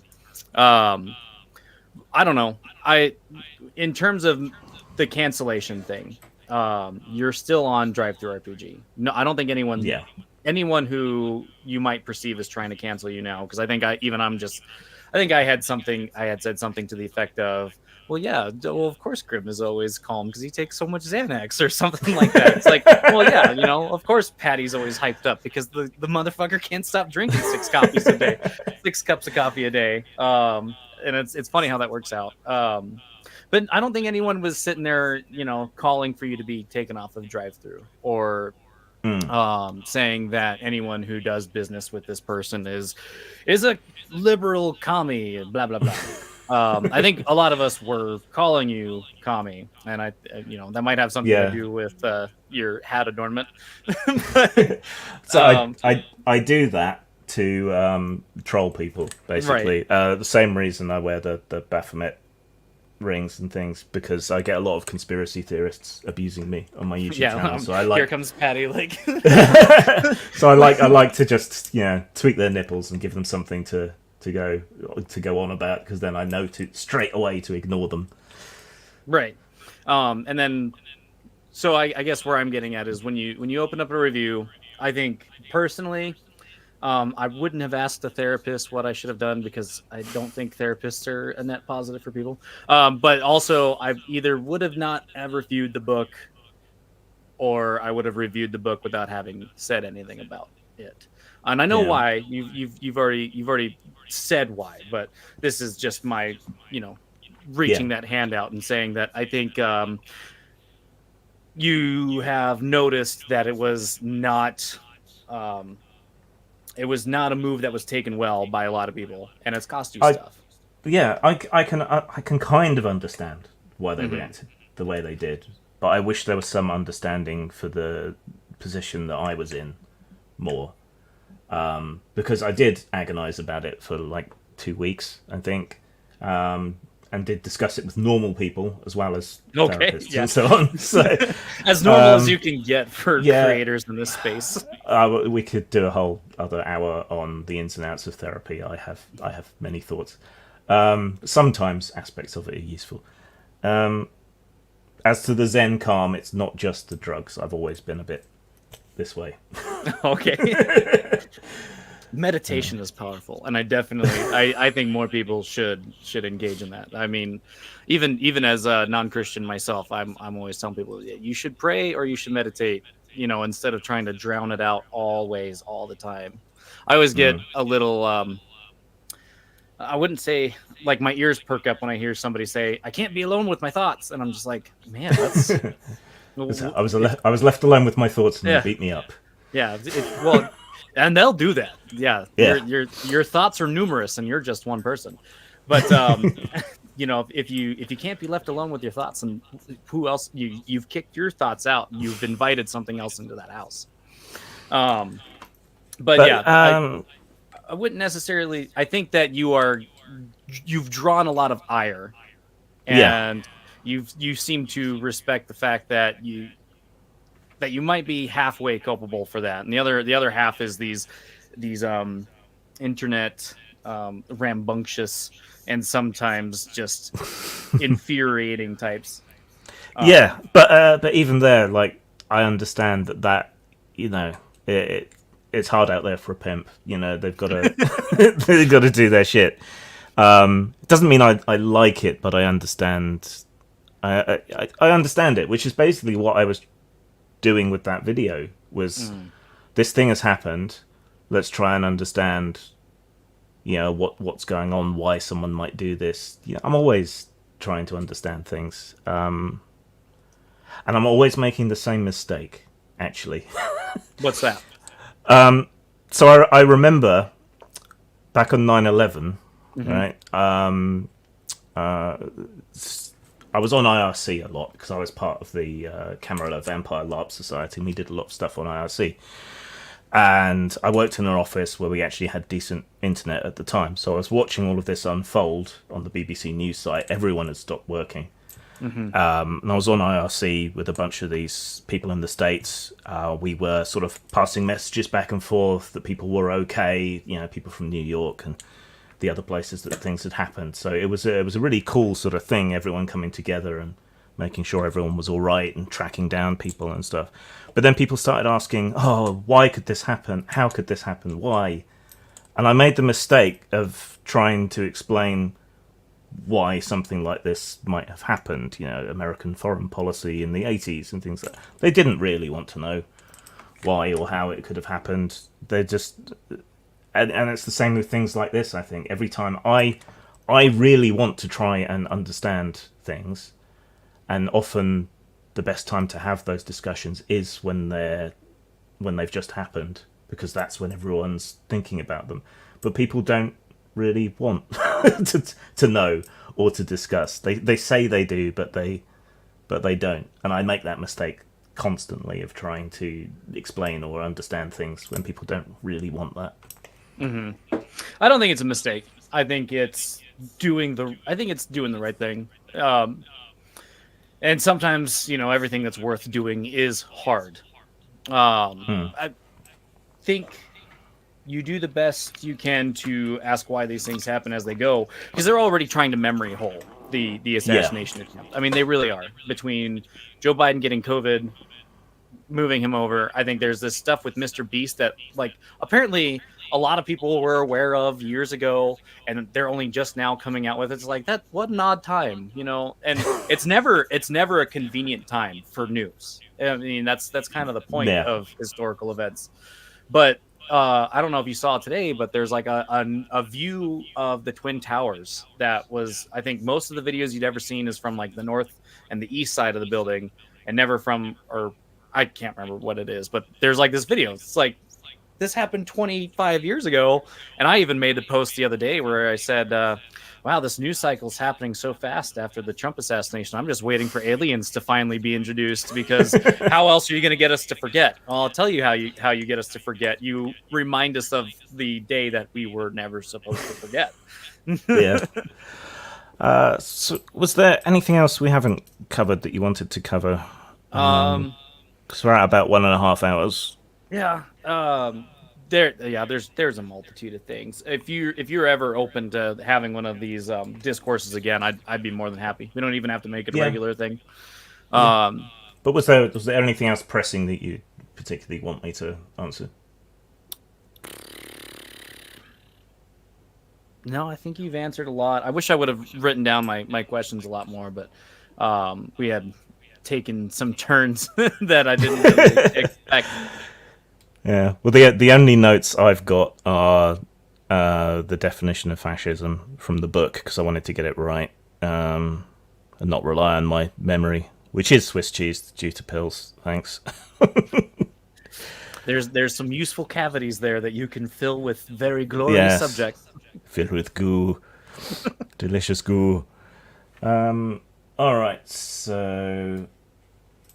Does anyone have any questions or comments that we missed before that you want me to answer or anything? Because we deliberately haven't been paying too much attention to comments. Sorry. There was a fella early on that was saying, "Get a look at this guy."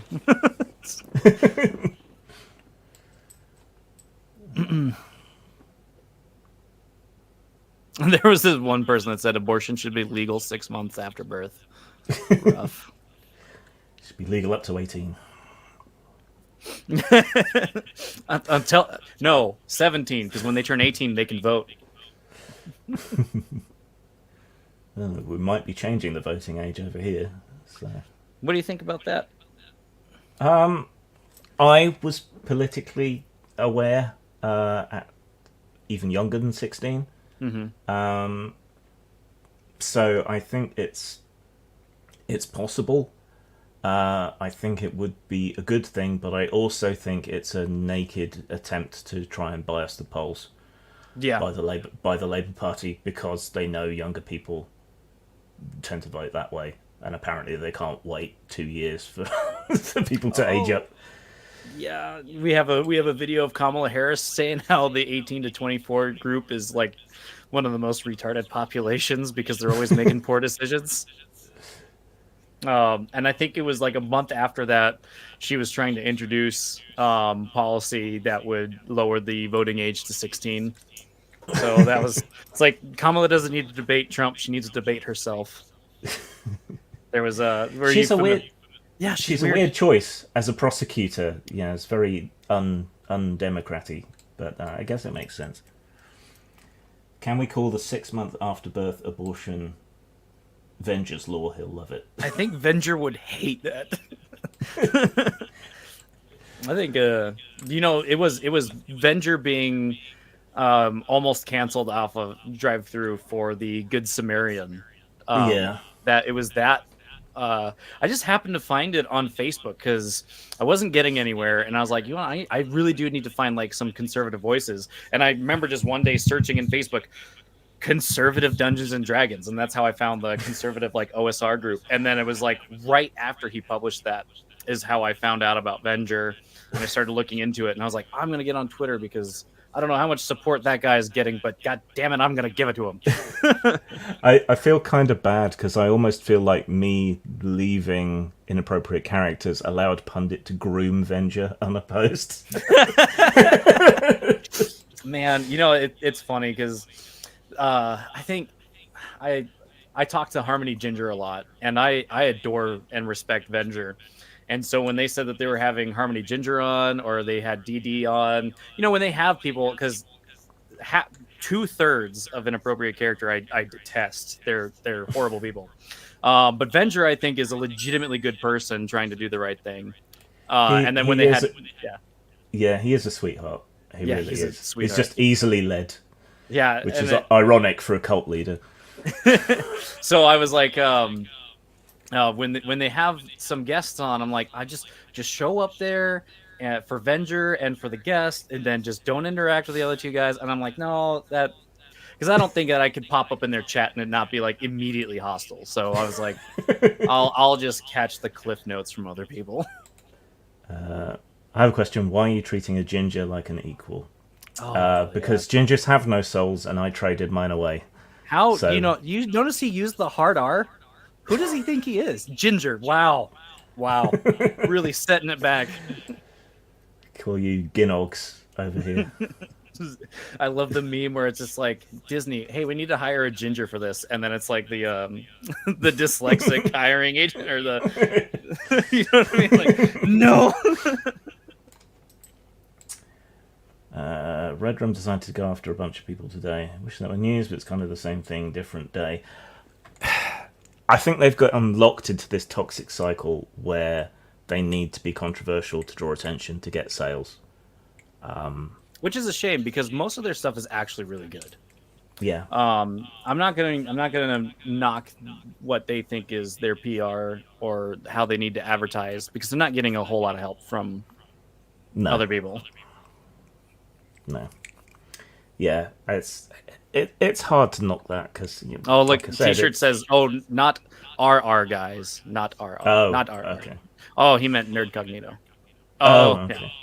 Well, I haven't seen that, so I can't say. Well, you get pissed off when those dirty leprechauns are running around. I'm a leprechaun. Toy. The old man says, content versus context is responsibility. The previous era had a massive push on who's to blame, and things evolved into you're to blame by my version of what your content means, where it exists.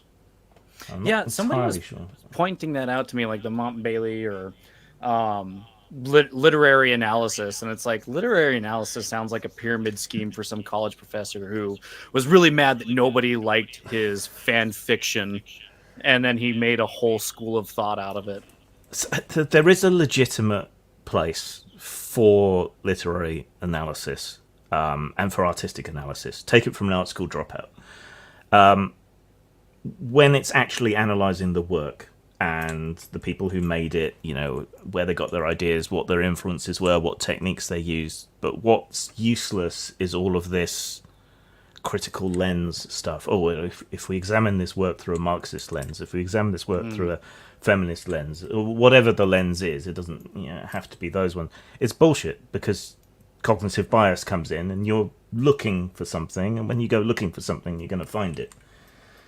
Do you think that anything and everything should only never be held up to the frame of historical context it was at when it was made?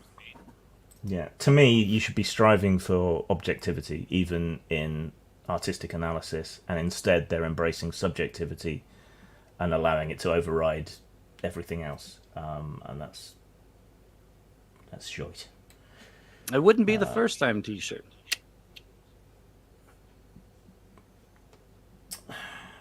see, I quite like the Nerd Cognito guys, just on a personal basis.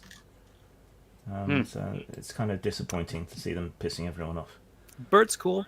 I think your summation of pundit and Venger is kind of what I think about Dying Breed and RD. I mean, if they want to talk about me, then I was going to name it nameless. I think that those were the terms that he wanted to engage in this by, and I thought I made it clear that I don't think about Nerd Cognito much, and only when they're brought up, and it's never for good reason.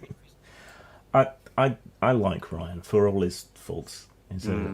To me, he's a lovable asshole. And as we covered earlier in the stream, I'm possibly too forgiving with people. That's fair. I was trying to be forgiving too. Oh man, yeah, cancellation attempts. It's funny. Yeah, Rune Knight, I will not be popping up your racist anti-ginger rhetoric there. This savages. If he has red hair, it's red because he is savage and incapable of coherent thought.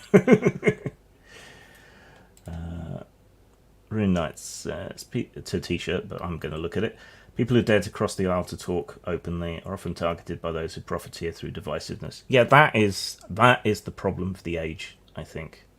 The attention economy and the pressure that you have to be clickbaity if you want any attention, to stir up controversy, and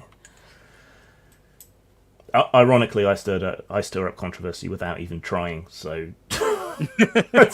yeah, I can't seem to drum it up. No, I think because I hopped on that DD stream, and I think I had made that one tasteless joke that I had said, and I think most of the reason why is because like I said, the last comment that was made to me was that I didn't understand the definition of something. I was like, well, now hold on. and then I went down this rabbit hole of like seeing that the official definition of fascism has changed a couple of times over the past decade and a half.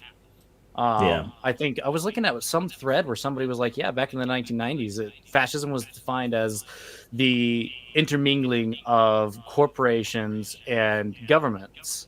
And I was like, well, I can kind of see that, but I don't know. I guess it's just all words. And then I don't really like to engage in the e-fapping videos. I think they're lowbrow and tasteless.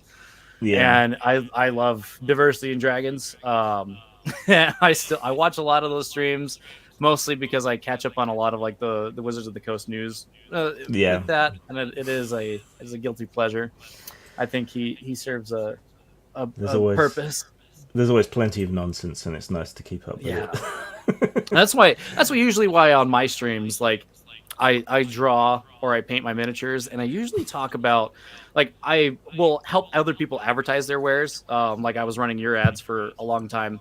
But I rarely talk about other people. I only never talk about the characters I'm drawing, and I make really odd noises and voices for them, coming up with their stories. My brother comes on Sundays, and we talk about wargaming news. Thanks for turning me on to Necromolds, by the way. Yeah. Oh man, I spent shitloads of money. I got basically all of it shipped to the UK. There's my Necromold sticker. Yeah, dude, my kids love it. I hope you love it. I do. I think it's great as an introductory war game, and I hope they bring it properly to the UK. I did offer to do an interview with the guy on the channel or on T-Shirt's channel, and hopefully we can still do that at some point in the future. He's busy with Gen Con now. Yeah, obviously. Yeah, and I hope he stays busy. Yeah. A couple more comments, and then we'll close out. Dead and the Damned says, the other problem is trying to engage with the other side in good faith, only to find out you're dealing with one of the lunatics. Then you get jaded and take it out on the good faith types. Yeah, that happens. So, back when I first ran afoul of trans activists, I decided, well, they keep telling me to educate myself, and none of them are willing to make the effort, so I guess I'd better do it. And I followed a shit ton of trans activists to try and understand where they were coming from.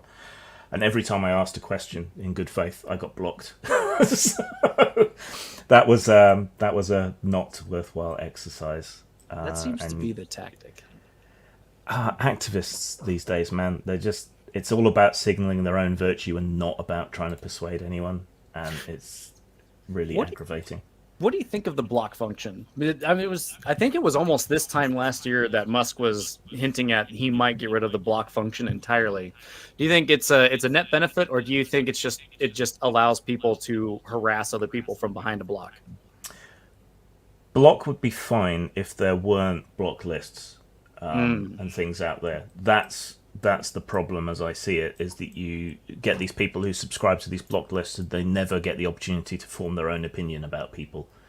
And it only takes that one person at the top who's in charge of the block list to be an asshole, and it has this huge ripple effect throughout the community. I mute people so that I can go and check on them if I want to, and then I can decide whether to unmute them. And also, it doesn't tell them that they're muted. Fair. Right? So as far as they know, I might as well just be ignoring them, which I probably would be doing anyway. So I think that's much more effective, and you don't get people going, "Oh, he blocked me." So yeah, earning a block from somebody is so easy. I always think it's funny when someone's like, another trophy for the wall, and I'm like, well, great. Now you've just ensured that unless you want to violate TOS to go and talk to that person, you're never going to be able to talk to that person ever again. That's kind of silly. And it certainly doesn't mean that you want. Oh, and as a side note, Mrs. Parler and I are credited in Necromolds as playtesters. Nice. Yeah. I should, for my journalistic integrity, I have to say that I was a tester, a beta tester, and we tried to make sure that spamming mud mumps wasn't too powerful. I might end up making some with some air dry clay and painting them, because that looks like something that might be fun. He came out with a 5th edition supplement for Necromolds, so you can use your Necromolds for 5th edition. Oh, I didn't see that. I'll have to have a look. Yeah, T-shirt. Don't forget, tomorrow we're going over the species list for D&D 6th edition. Bring your best pithy comments. There's already too many. That's my first comment. Woohoo Necromolds? Yes, woohoo indeed.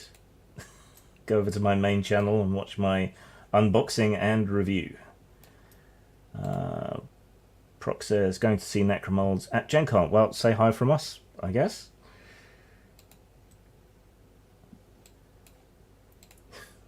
All the pithy comments. Well, you know me, I like to take the pith.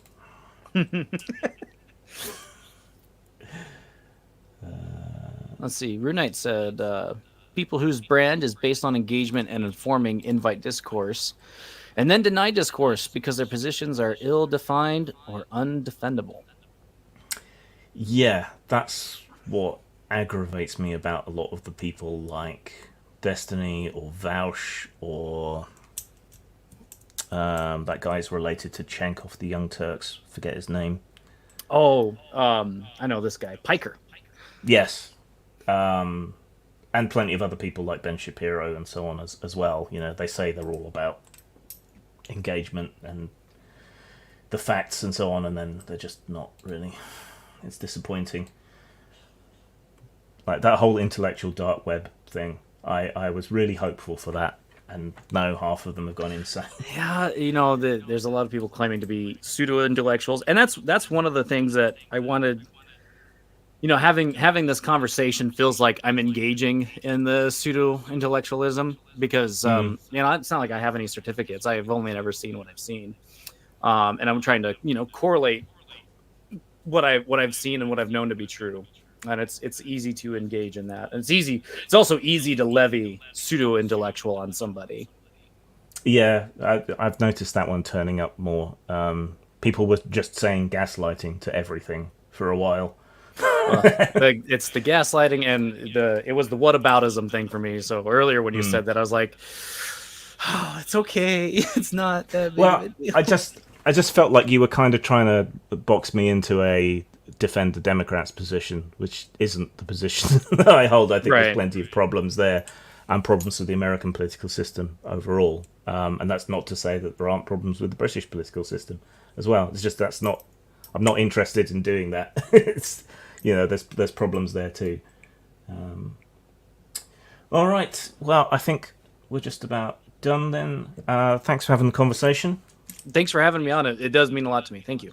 No, it's any time. I've always said to people that I'm always open to have a conversation. It's just it hardly ever happens. That's all. I think that conversation I had with Taron, the guy with the eye patch, that was I a have really some names. well. That was I think that was a really worthwhile conversation, and he's one of very few people that's been willing to talk to me from that side of things. You know, from my memory, it's been a while since I've had to listen or that I've gave it a listen, but I still don't think that he was being as charitable with you as you deserved, first and foremost. And I don't know how much he's actually learned from that conversation, but it's not like I keep tabs on the guy. I've just seen other things pop up, and I was like, come on, I thought you had this conversation already, but here we are. Well, I still talk to him occasionally. He's a lot more friendly and open to conversation. So I view that as a win, and it seemed to convince a few other people. But yeah, like I said, I'm always willing to have a conversation with people, even if they're being bad faith. But this was a good conversation in good faith. All right, we shall close it out there. See you all soon. Bye, everyone. And, Thank you, Grim. see you online, Paddy. Bye bye.